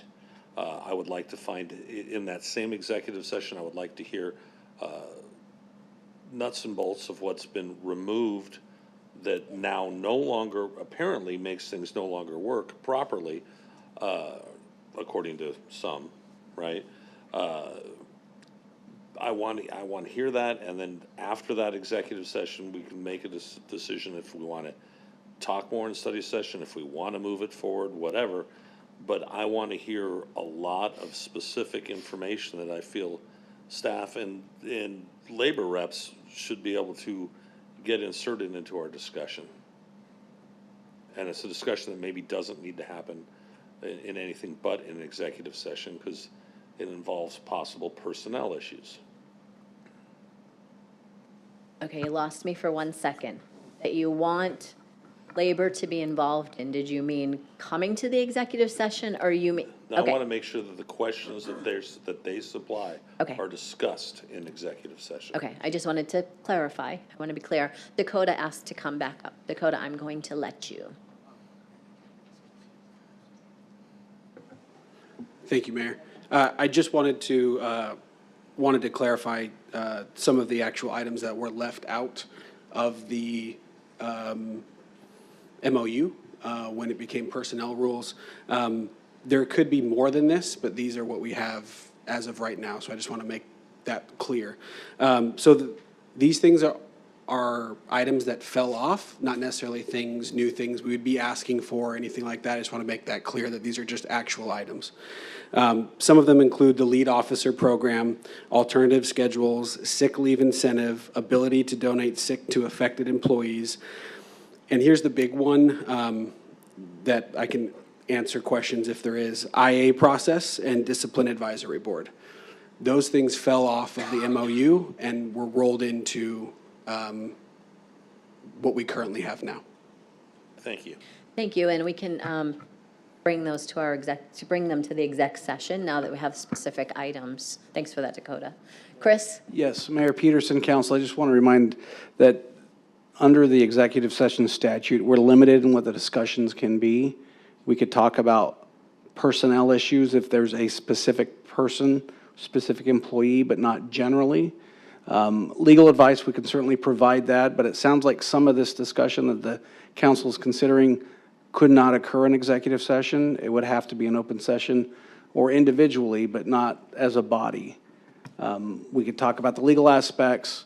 There is a provision in the executive session statute that talks about, it allows executive session if you're having negotiations with an employee association. That's not the case here, so we couldn't use that exception.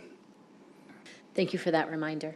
Appreciate it. Councilmember Bongiovanni? Thank you, Mayor. I would like to do the same information that Councilmember Torgerson is requesting, but I'd also like to have discussions with labor themselves, and feel that if we have discussions that you are not putting yourself in any position, because as of now, you can have those discussions with us.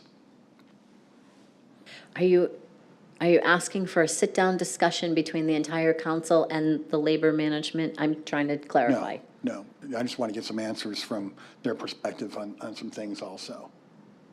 So you Personally. want more time to one-on-one with Yes. Dakota and O'Shea? Yes. Thank you. Next question. Do you want to do this soon, or do you want to hold it till next year? Because I keep hearing two different things. And I would like to clarify. Depends on how much time it takes to get meetings together, get an executive session together with all of the information. How many meetings do we have left this year? 4. We have 4 meetings left, which will need at least one study session in there to be able to discuss this publicly, correct?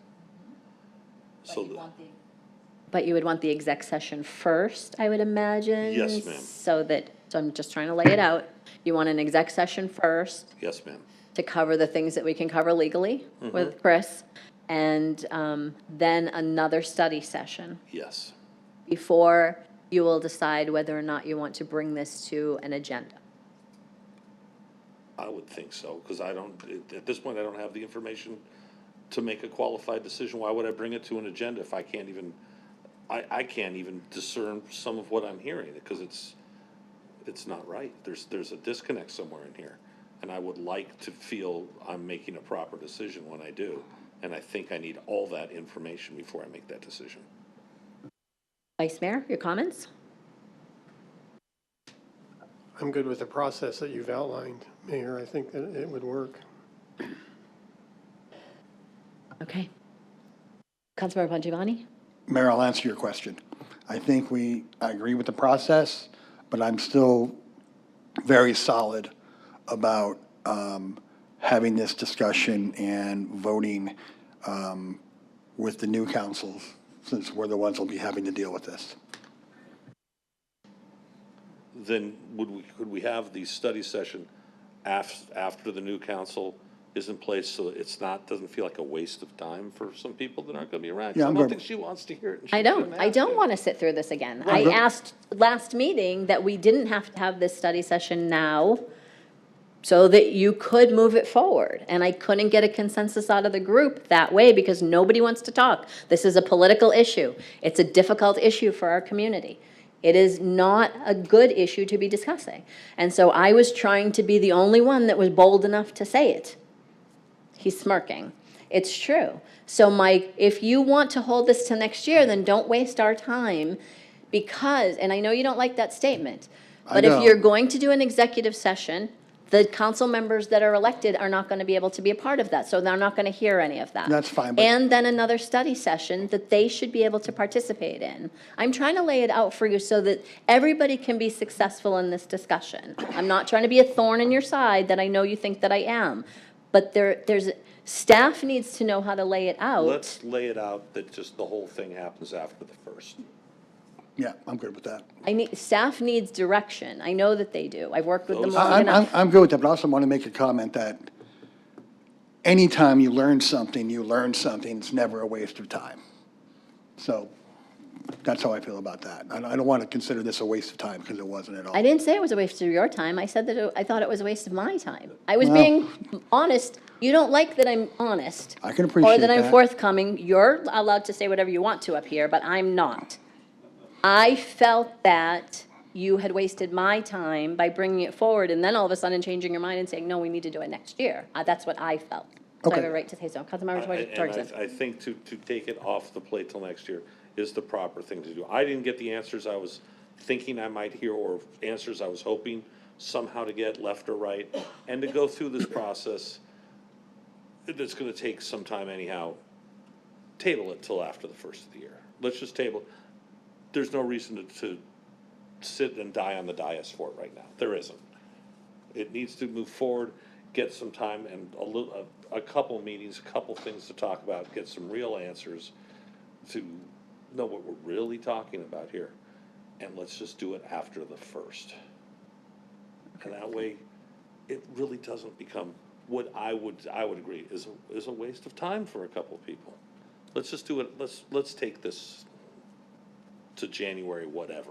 If I was going to be voting on something, then I don't mind spending as much time as I need to learn about that issue.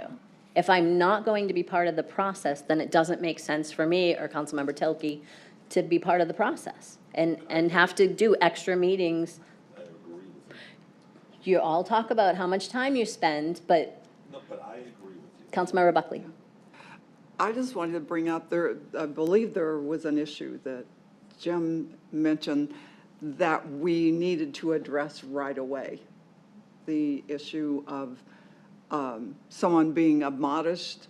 And so do we want to take care of that in a different meeting right away? Or is that also, are we going to spend another 3 months waiting to address that and have that under the table again?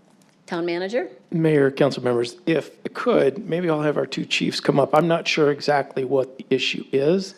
I know when the MOU was sunset, both organizations worked with their associations to put together a labor management process in which there was an agreement and how issues would be brought up, discussed, worked through, move up the chain of the command. But again, without understanding specifically what that issue is, I can't speak to that. I do know that you guys are welcome to speak to any of our employees, and I know you often do speak to any of our employees without any admonishment on any issue. So, Mike, maybe I'll turn it over to you and Rob. Sounds like it was a more recent issue perhaps, because it sounds like it involves Shay, and he's only been the head of the association for almost 2 years, right? So it sounds like it's a more recent issue. So I'll give you the PD perspective, Mayor and Council. I'm not aware of any admonishments from the PD. I would classify a discussion I had with, not GPLA, but with one of the other labor groups. We had written communication and directives of how we had agreed to communicate with labor to chief and then labor to management. And that understanding was if there's an issue that needs to be brought to the chief's attention, please do so. If there's an issue that I cannot resolve, management, and even if I am part of that or not able to resolve it, management is always welcome to hear that. So that was the ask from our labor groups, was to address issues to chief first so that we don't waste management's time. And then if we can't resolve it, or if it does need to go to the management's level, then do so, and not go to council, again, to not bother your busy schedules. If it's something that we give us the opportunity to resolve whatever that issue may be, at the chief level or the management level. And so that's the only discussion I'm aware of. Everyone has a different opinion of what admonishment. Please don't do that again, or you shall not do that again. Everyone has a different, and I won't speak on the other's behalf. I can tell you on behalf of discussions I've had, that was a reminder of the rules that we had agreed to of how to bring issues up to the chief and to management rather than bypassing that process. That's the whole point of meeting monthly and quarterly with both of us, so that we can address those issues, because we could probably save you the time of having to listen to it if we can provide them with the answers that they're seeking. And what I would propose is that that I'll talk to Dakota, what issues have not been addressed. We can try to hone in on why that wasn't addressed, because I'm not aware of any issues that weren't addressed. Are there any other issues that have not been brought up that we can try to address now outside of study sessions? And we can try to hammer out whatever concerns they have, identify issues in MOU, and explain why things may or may not have been removed or what we should do with those. I'll turn it over to Chief Duggan. Mayor, Council, I'm not aware of the admonishment issue that was spoken to earlier. We've been meeting with the labor leaders for the 2 years. I've been fire chief. We meet weekly, almost weekly, depending on schedule. Specifically, I think it was highlighted that information was brought to council. I don't know what that issue might be. I will say that Shay and I have great communications. We appreciate each other's perspective. We sometimes have lively discussions about any particular interest or approach. We frequently share perspectives on, Shay, this is my perspective on something you said or did, and he will provide that to me, which I find tremendous benefit of, because oftentimes he speaks for the firefighters. So we often have discussions like that, and we always land in a good place. I am unaware of a specific admonishment that was spoken of, but I seek to have opportunities in our weekly meetings, which we'll have tomorrow and every week moving forward, to learn more about it, so we can again share perspectives on how we communicate. And I think, again, definitions of admonishment will be a good starting point to understand what that is. So that's the information I've got for you. Thank you. Thanks, Chiefs. I just had to laugh because I mentioned that I watched those council meetings, and former Councilmember Victor Peterson would read a definition of a word or a term and tell everybody what that meant. And one of them was meet and confer. And I laughed when you said that, a definition of something, because it just came right back to my mind. Sometimes I miss Victor. So what I'm hearing is that I think that what needs to probably happen is during your individual meetings with Patrick, you can talk to Patrick about anything that you feel has come up during this conversation. As staff prepares to bring back an executive session after the first of the year, before a study session, if necessary, because I'm not going to say you have to have a study session, but I would say plan for an executive session based on what can be discussed during an executive session, and then see if you decide that when the new council members are there, whoever that might be, then you can decide if you want another study session or what you will be doing to move forward at that point in time. Staff, do you have that laid out? Okay. All right. Anything else? No, ma'am.